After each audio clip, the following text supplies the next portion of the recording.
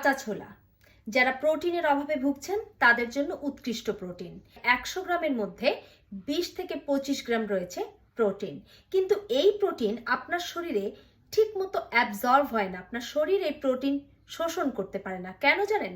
কারণ কাঁচা ছোলার মধ্যে রয়েছে বেশ কিছু অ্যান্টি নিউট্রিয়েন্টস, যেমন ট্যানিন, ল্যাকটিক, ফাইটিক অ্যাসিড।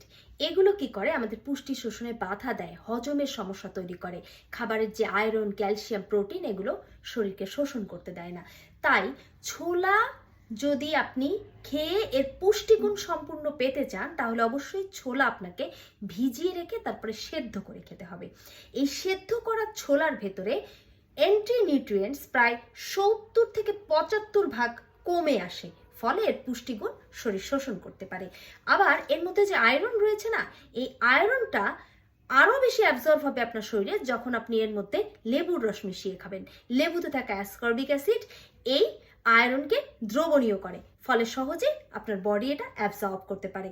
তাই যারা ছোলা খেতে চাচ্ছেন নিজের শরীরের পুষ্টির কথা চিন্তা করে, শরীরকে শক্তিশালী করার জন্য, তারা অবশ্যই ছোলাটা ভিজিয়ে রেখে সেদ্ধ করে 100 গ্রাম পরিমাণ খাবেন।